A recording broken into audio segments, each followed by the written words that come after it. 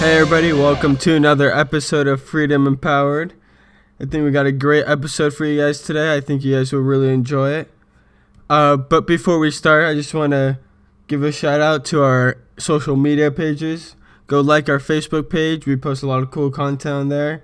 Follow us on Twitter. We tweets.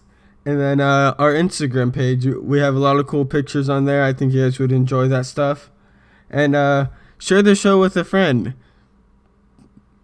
Tell them, hey guys, listen to this show. I think you guys will enjoy it. It might help them move them in the right direction of freedom. What you got to do is you got to just put it on in the car when you guys are driving somewhere and make them listen to it. You know, some people just need to be forced into trying something new. You never know, because you know if it worked for you, it's going to work for them too. You got to be adamant about it.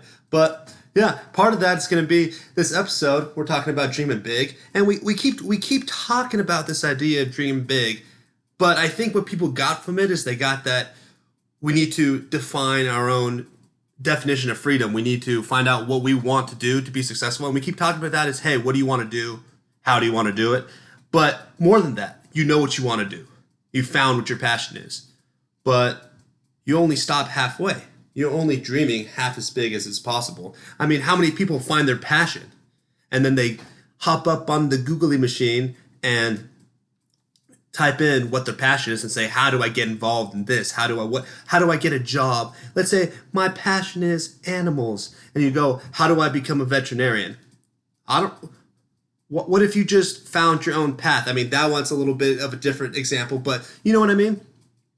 People go and they look up their passion and they say, what are the steps to get here? Let me ask this artificial machine that's Google, tell me what I need to do to make my passion come true. I don't know. Well, I think you're probably a little bit smarter than the Googly machine. Why don't you go out there and find a way to make it happen, create a new path that's your own. Well, yeah, and I feel like there's a lot of people who are a little late and they get a college degree that they don't know much about, and they're like, what jobs can I get now with my college degree? Right. And it's not really their passion. They just got a degree and now they're like, all right, now what? This degree defines me. I mean, what happened to our creativity? What happened to our innovation? This country was founded on creativity. It was founded on innovation. I mean, we talk about some of the greats. We talk about Benjamin Franklin. We talk about Einstein. We talk about Edison. These guys were creating things that no one thought was possible. But even more than that, let's go back to the beginning. George Washington, everyone's favorite president, everyone's favorite dollar bill. What if he had just stayed as a surveyor near his farm in Mount Vernon? What if he had said that he didn't think it was possible? You know, we talk about people nowadays thinking that it's too much work to make their dream come true or to create a life that they want to live. And it's readily available. It's easy for them to do it. George Washington said, I want to create a free nation. And he was going into utter failure. He was facing utter defeat. He was facing the strongest empire that had ever ruled, the British Empire. How many people thought that he couldn't do it? And it's not even like that, because first of all, we're not saying that he dreamed big, but you know what I mean, though?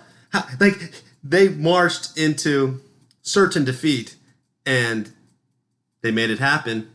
Maybe America is built on belief. Maybe America's built on dreams. Maybe America's just built on how big can you dream? How bad do you want it? And I think that is what it's built on. So then that's why I see this dichotomy to today, where people are thinking that things aren't possible, that, you know, it's not possible for them to branch out and try something new, or that they think that all the opportunities out there are already taken, or that for some reason they can't make it happen. And it confuses me. Well, like, our first example we're going to talk about on the show today is Vanderbilt, and just how his drive and vision is really what got him to his success. So, who is Vander and what did he build? His name is Vanderbilt. Vanderbilt. So this guy has a crazy story, in my opinion. At 11 years old, he dropped out of school. Most of the time when we talk about somebody, when they drop out of school, they're in college and they dropped out of college. No, we're talking about an 11-year-old who dropped out of school to start working his dad's business. And Imagine. imagine what were you doing at 11 years old, Mason? Me? Oh, I don't even know. I don't even think. I think I got suspended when I was 11. Were you? Well, Yeah. I might have even. I was homeschooled a little bit. I might have still been homeschooled. That Vanderbilt, man, what a genius! First of all, his name is Cornelius, which is an awesome name. But also, you just look at him and you look at what he accomplished. It's amazing. He quit school, worked with his family. At one point, he bought a one sailboat and started a transportation business.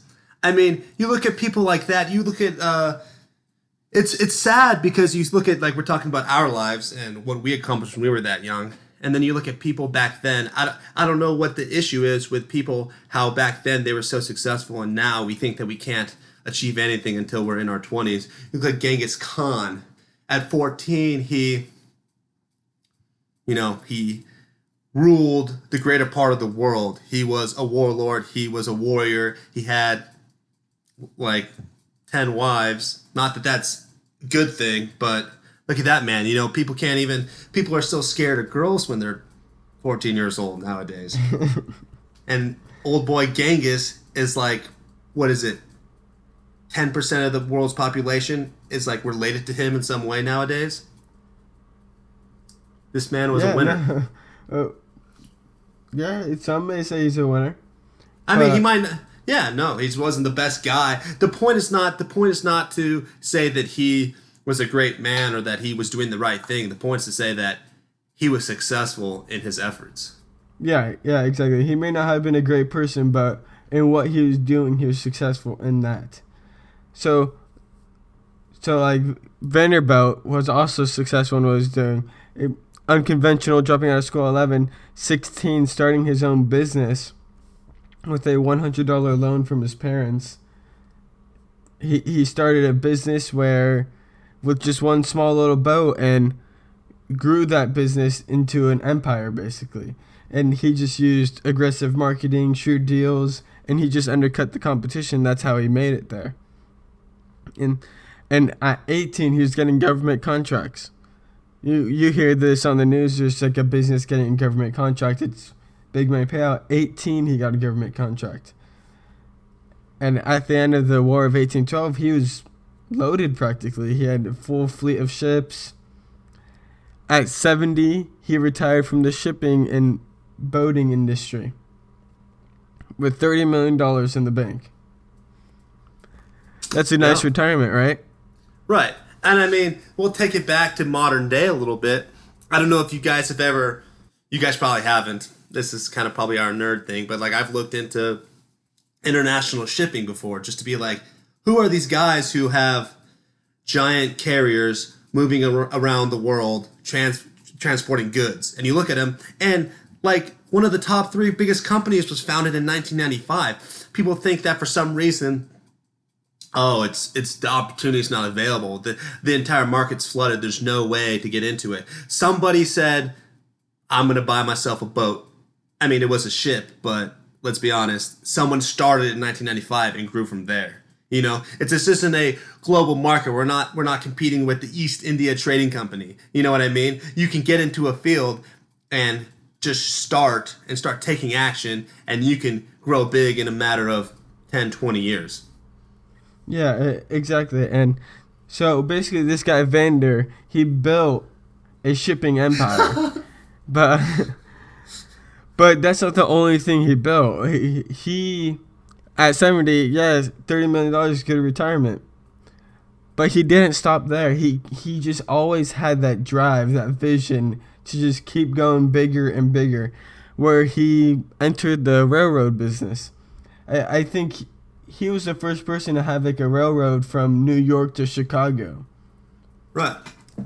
And you look, he didn't just master the shipping business, he mastered the railroad business as well. And Vander built another empire there. And who would have thought that that was, a possibility? Who would have thought that having a huge railroad business was possible? And now we have people like Elon Musk creating this hyperloop idea. They want to create a hyperloop between New York City and DC, and they also want to create one through LA and San Francisco. And I think it's crazy. Everyone else thinks it's crazy, but do we even know about it? Do we even know how possible it is? Who knows? How cool would it be if you could make it from DC to New York City in 30 minutes? It's possible. I think Elon, I think he passed off his idea to another company because he's too focused on creating electric cars, electric planes, as he talked about. He just wants to create as big of a smart business, as big of like a green business as he can. And also he wants to create life on Mars. He wants to create a business where we can transport and live on Mars. And no one says that Mars is as good as Earth. Like, no one's saying that. So I think people will go and knock down certain ideas because they're like, hey, that's not possible. Like, you're really going to say that Mars is as good as Earth? No, but all he says, and if you listen to him, he'll say, all I want to do is create the option so that if one day we do encounter an environment where like maybe the Earth is starting to become less viable, which I'm not saying it is. Like, I'm not a conspiracy theorist, but he's not either. He's not saying that's going to happen, but he's saying that I want to at least give us the opportunity. Yeah, no, like, just think about like I don't want to say imagination, just like the thought process, the creativity to come up with ideas like that. Just like Vanderbilt, Elon Musk, they're revolutionary to a field, and just they had a vision, and that they're working, or they worked, or are working as hard as they can to make their vision become a reality. Like this next guy we're going to talk about is Steve Jobs. Steve Jobs is another visionary, another dreamer, and his story is just as crazy as Vanderbilt's almost. Do you want to tell him about Steve Jobs? Yeah. Steve Jobs, everyone knows him. Co-founded Apple with Steve Wozniak, the two Steves. I wonder if they had nicknames. Do you think it was like Steve 1 and Steve 2? I don't know. I just don't think they were just called Steve and Steve. One could have been Jobs, or one could have been Wozniak, or neither Steve. Steve Jobs. What a name. But these guys were straight up innovators. You know what I mean? It was 1976, at the height of a new age. People were out there. They were hippies. They were people that were enjoying life, which is nothing wrong with enjoying life. Cold War. Right, there's all sorts of things. But these two Steves, Steve Squared, decided that they were going to start a company out of their family's garage, a computer company. To fund it, the Jobs Steve number 1, sold his Volkswagen bus, and then Steve number 2, Steve Wozniak, he sold his beloved scientific calculator. And first of all, I don't know how expensive calculators were back then, and I don't know what makes it beloved. I mean, there might have been, Nick, did you write that? Did you tell them about your calculator collection? Nick has quite the TI-80 collection. The Texas Instrument 80. I'm a math guy, so. Yeah, he's a math guy. But, look at what they did. Yeah, they revolutionized the computer industry. They took like a sci-fi idea and they turned it into reality practically. Right. And like, we're talking more about Steve 1, Steve Jobs. I'll just call him Jobs. He was kicked out of Apple. We all know what Apple is. A lot of people don't know the story where he started Apple and he was basically pushed out of the company in 1985, a company that he started. And then he could have stopped there because they gave him a large payout. He had enough money just to hang out. No, but instead he bought Pixar Animation from George Lucas, decided to grow that, make more money. Started another company called Next. grew that, made that big, and basically Apple decided, all right, we'll buy that program, and Jobs was back into Apple. He eventually made it all the way back to the top in Apple. Imagine working that hard just to not get back to where you started, but You think part of it was him trying to get back at Steve number two? I think it was. I mean, I feel like I would be pissed if I was kicked out of my own business. Steve Wozniak was in a plane crash and had severe amnesia back in '81. And I'm just wondering, do you think there was a connection between the plane crash and Steve Jobs getting kicked out of his business? you see, I'm not a fan of conspiracy theories, especially when the plane crash happened before he got kicked out of the business. Who knows? If anyone's going to find a way to go back in time, maybe it's Steve number one. Yeah, he was a very smart guy, but rest in peace, Steve. But a lot of people, like, how many people do you know who would get fired from a business and then go back and try to get back into their business and just be like, all right, I'm better than all of you guys. I'm gonna get back there, and I'm not gonna stop till I make it back. It's just a crazy thing. Right. I mean, how many people are discouraged when they hear the first word of negativity? I mean, we'll touch back a little bit on past, but you look at, we talked about Elon, but you look at like Thomas Edison. How many people said, dude, why do we need a light bulb? We already got candles. Everyone said that. And he was like, no, just wait. Just wait. And now look at us now. We're not burning the candles anymore. People, the part of dreaming big is realizing that maybe something new can happen. You look at the radio. What are the progression of technology? We had the telegraph. Then we had the radio. Then we had the television. Then we had the Game Boy, for those of you out there who are big gamers. But, even phones they used to go through like a connector, and then they would have to patch you in to the other phone you're trying to reach. It was a complicated mess. Right. They had those little dials and stuff. I mean, yeah. Technology has made some leaps and bounds, and people would have never thought it was possible. Specifically with computers. There's a lot of big businesses, a lot of big technology companies from back in the day that never thought that it was possible, that specifically did not invest into computers because they thought that computers would only be used by scientists or the government or big corporations. They didn't ever thought that it would be possible to make it applicable to the everyday life. So a lot of companies didn't even invest in it.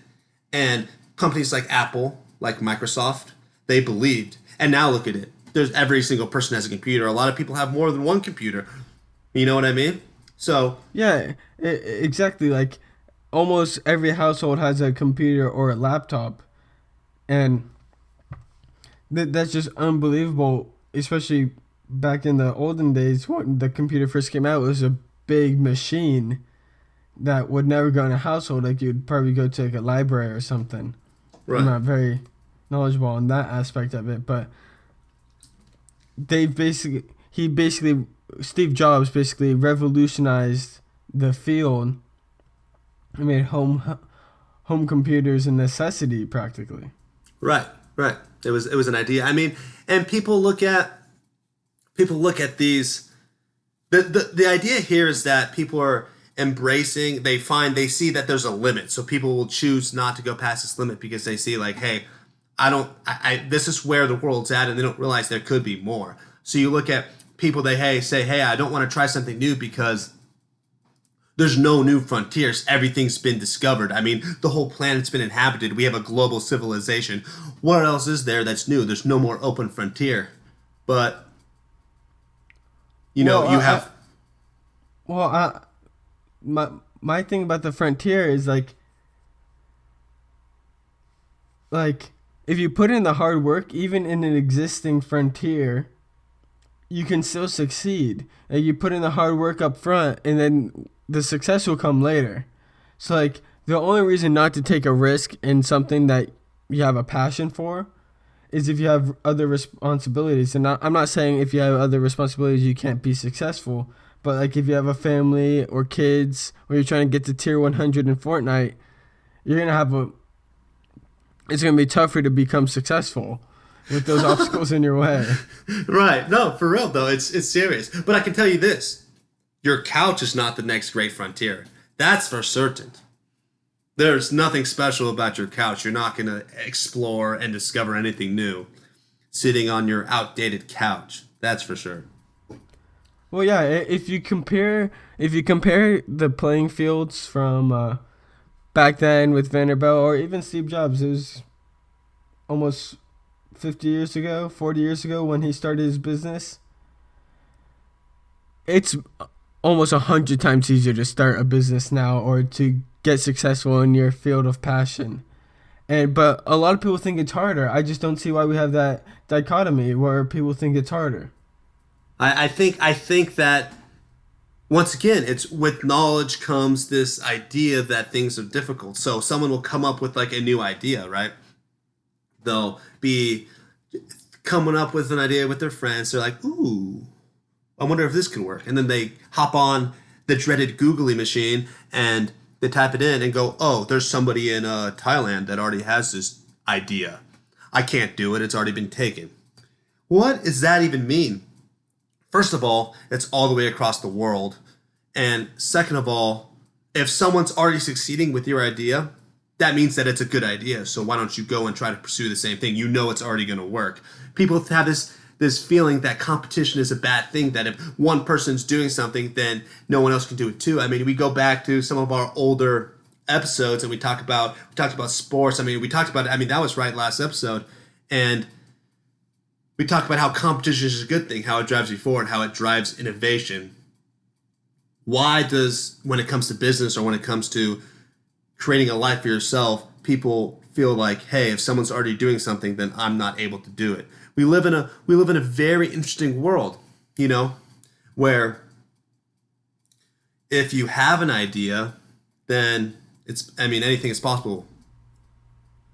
Well, exactly, and just like referring back to like it being easier now to do it is, yeah, other people have had great ideas and they were successful in their time, or even now they're successful. But those successful companies that have your idea doesn't mean you can't succeed in those ideas. Like the possible people you can reach out to with your idea is billions of people. Just having 1% or less than 1%, you can still be successful in your field. Right. I mean, you look at this guy Vander and how he built the railroads. I mean, that joke might be kind of outdated, but he he built the railroads. How many people were using the railroads back then? You talk about people from back in the day. I'm talking not back in the day, but I'm talking 100 years ago. The majority of people never left their farm. They never left their small community. They never left a 20-mile radius because that's where they were at. That's where their business was. And there wasn't a lot of freedom of movement, which is one of our tenets, once again, as you know. Freedom of movement, it wasn't a thing. He was still able to create this giant empire with, what, a couple million people, that a majority of which didn't even want to ride the railroads. And now you have a billion people, a huge market that's global with the advent of the internet, with the advent of all these different communication techniques. It's a global business. It's a global playing field. If you simply convince 1% of people that your business is a good idea, you've made it, And plus, everyone's got a weird hobby. Everyone's got a weird interest. So it doesn't matter how crazy your idea is, you're going to have a fan group. You're going to have a customer base. Yeah, exactly. And when we're talking about like how there's billions of people you can share your product or service with, and how every field is basically you can share it with other people because there's just that many people who can buy your thing. Like I have my Texas Instrument out and I love math. If you get 200 customers a month and you get $20 per customer, that's $48,000 a year, and that's not even working full time probably if you only have 200 customers a month. That's way less than a percent. It's like 0.000033%. That rounds down to zero. Right. You to be successful isn't tough nowadays. You just need to have the hard work to get to the point where you're making lots of money. Right. And you're saying, I also see you have 2,400 customers in a year. That's 0.00004%.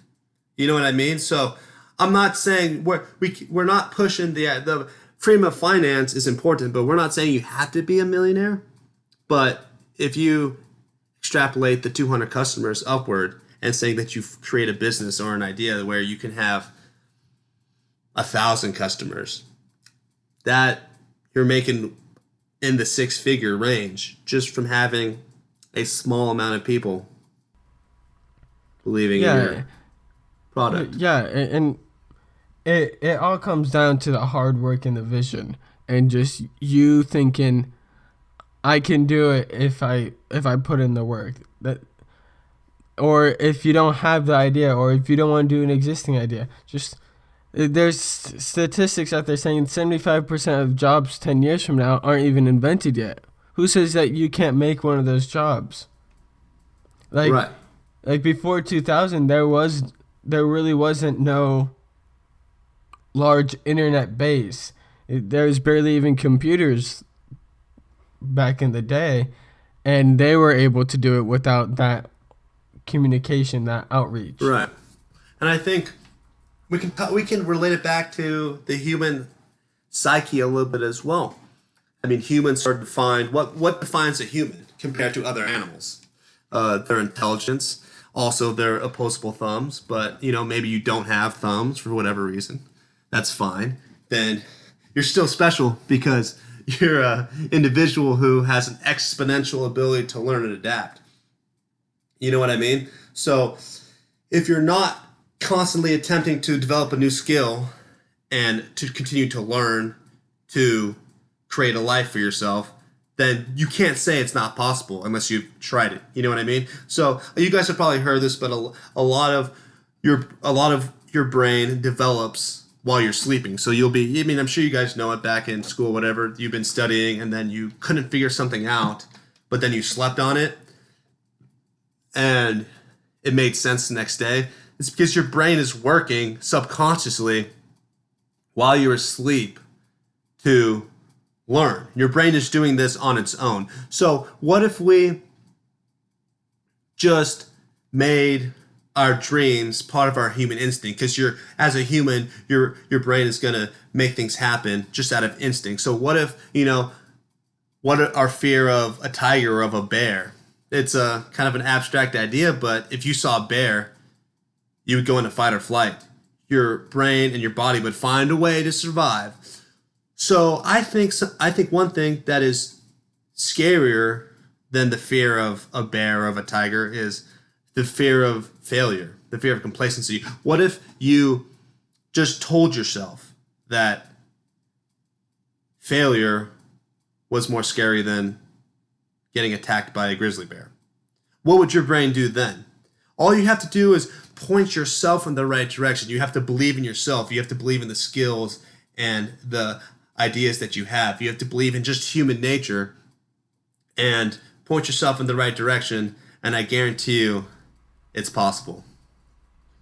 Yeah, just changing your mindset to where success is your goal and failure is death almost. It's not even a goal. It's your only option. Success has to be the only option. I mean, unless you're cool with sitting on the couch, but I'm never going to be, and I don't think any of you are either, because I bet you if you asked anyone just face to face, are you cool if you just died right now and you only accomplished how much you've accomplished? How many people would say no? But then no one talks about, are you willing to put in the work necessary to make it to the next level? And people are not, because the couch is comfortable. The couch is safe. You know what I mean? Yeah. And like, if we look at Jobs and Vanderbilt, especially, like what their obstacles and what they were dealing with, like they had no internet, no phone, flushing toilets, double animal style, nothing. They're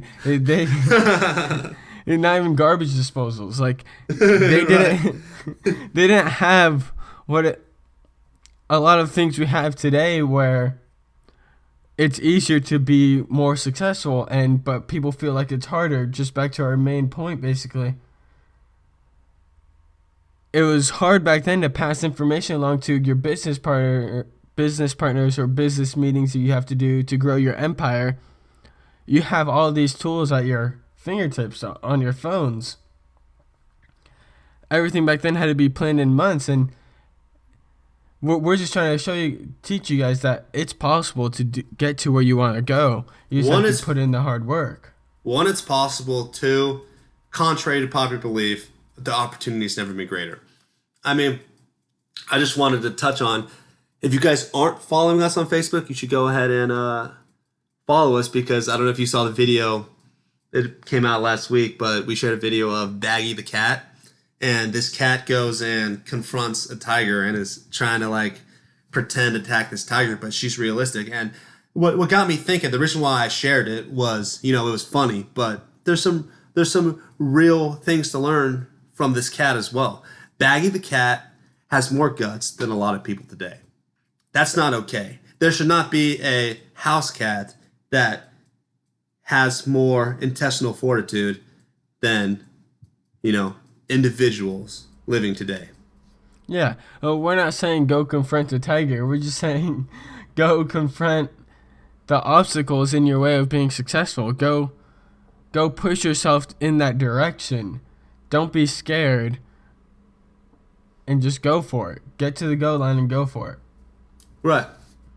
And we talked about earlier how people will get a degree or whatever their previous skills are and try to base their life off that. But you also have to realize that these people that we're talking about that have been massively successful, it wasn't rocket science. They didn't, Steve Jobs invented some things, but Vanderbilt wasn't a rocket scientist. He just had some guts. He didn't even go to middle school. He dropped out of school when he was 11 years old. Education isn't necessary. How many people will spend 8 years in college becoming an expert at one very specific, one very niche idea, and then think that that's all they can ever do because it's all they're good at?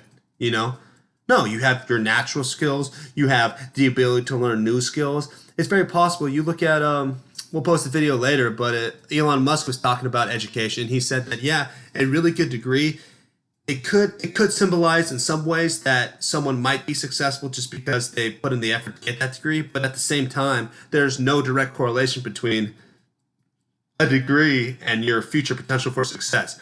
He says that he doesn't even really look at a degree when he's looking for people to join his business.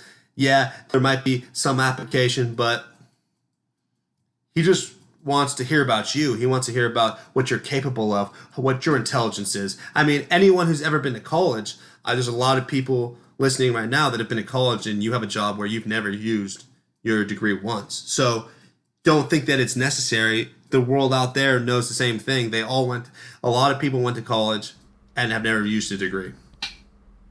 Yeah, and basically, no matter what time period, the basic steps of success are the same.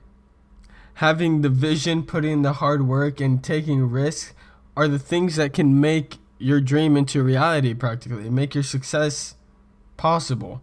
Like both Vanderbilt and Jobs may have had different obstacles going through their successful life and different businesses completely, but ultimately they were the same person. They're both the same humans. They both had the drive to go for it. They Right. wanted to be winners. And they're similar, but guess who's also similar? You and me and all of us. We're all the same person. All that matters is how big can you dream? Don't stop halfway. And pursue your goals more than your fear of a bear attacking you, is basically the moral of the story. Wouldn't you agree? Yeah, that's basically the moral of the story. Just don't let the fear of failure stop you from putting the hard work into your vision and making it become a reality. Yeah. All right, guys. We'll be back next week, but thank you for joining us. If you want to get some good insights, go ahead and follow us on Facebook. We'll give you some nice videos. We'll give you some nice articles, some things to learn from while we're working up towards the next episode. Stay in tune. Start communicating with us. Hit us up on any of our pages, but also you can just email us directly at freedomempowered.contact@gmail.com.